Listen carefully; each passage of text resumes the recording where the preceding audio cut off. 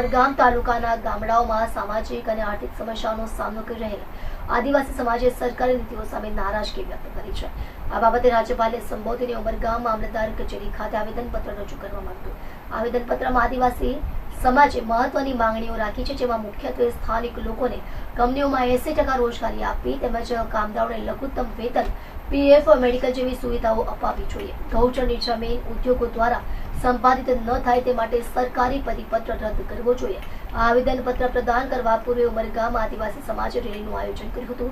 આ રેલીને વાસદાના ધારાસભ્ય આનંદ પટેલ અને જયેશ ભરતના નેતૃત્વમાં દબાવપૂર્વક આગળ ધપાવવામાં આવી। આ અવસરે મોટી સંખ્યામાં આદિવાસી સમાજના ભાઈ બહેનો, કોંગ્રેસના કાર્યકર્તાઓ અને અનેક આગેવાનો ઉમરગામ અકરા મારુતિ ખાતે ભેગા થયા હતા। દાનના પ્રભુ ટોકિયા, ભીલાડના યુવા અગ્રણી મિતેશ પટેલ, લક્ષ્મી ધોડી અને મમકવાડના અશોક ધોડી સહિતના આગેવાનોએ પોતાની ઉપસ્થિતિથી આદિવાસી સમાજને મજબૂત સહારો આપ્યો। જોહાર જોહાર। આજની જે રેલી કે આંદોલન આપણા મિત્ર જયેશભાઈ બરફના આગેવાનીમાં આદિવાસી સમાજ, એસસી, એસટી, ઓબીસી, માઇનોરિટી, ગરીબ, શોષિત અને વંચિત, ગરીબ, શોષિત અને વંચિતની કોઈ જાતિ નથી હોતી। આ તમામ સમાજના લોકોને આજે જે જયેશભાઈ કીધું કે ટ્રેલર છે, તો જે તે ઉમરગામ તાલુકાથી જે મેન જે તે ગામના કાર્યકર્તાઓ એ પહોંચ્યા અને રેલીના સમર્થનમાં વાસદાના એમએલએ જે સમાજ માટે સતત સંઘર્ષ કરાવડા અને ગત લોકસભાના વલસાડ જિલ્લાના લોકસભાના આપણા પ્રત્યાશી ભાઈ શ્રી આનંદ પટેલ, આપણા ઘણા બધા કોંગ્રેસ પાર્ટીના આગેવાનો પણ છે।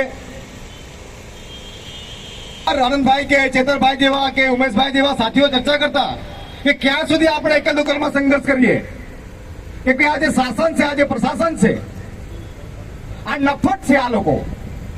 અને રહી ગુજરાતની વાત, આ ગુજરાતની ભાજપની સરકાર અને આ જે ભાજપના નમૂનાઓ, ભાજપના નેતાઓ નહીં, નમૂનાઓ, નેતા હોતા તો આપણી સાથે હોતે, આ બધા નમૂનાઓ, વેપારી બધા, એટલે આપણે એ લોકોને હું તો નમૂનાઓ કેમ છું સાથીઓ?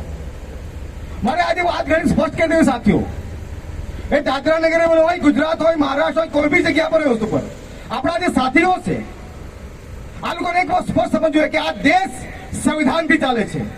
કહાથી ચાલે? આ દેશ સંવિધાનથી ચાલે છે। કોઈ શાસન પ્રશાસનના અધિકારીઓ નથી, એ ફક્ત અને ફક્ત વહીવટી તંત્ર છે। શું છે? એટલે આ અધિકારીઓથી કોઈ નાનો અધિકારી હોય કે મોટો અધિકારી હોય, દે આર ઓલ પગારદારી, આ બધા જ પગારદારી છે।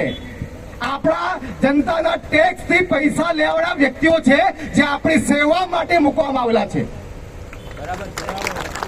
એટલે જરા પણ ગભરાવ નથી, પણ કાનૂન અને સંવિધાન ને સંભાળીને લો એન્ડ ઓર્ડરની પરિસ્થિતિ ઉભી નહીં થાય, એ આપણી જવાબદારી છે।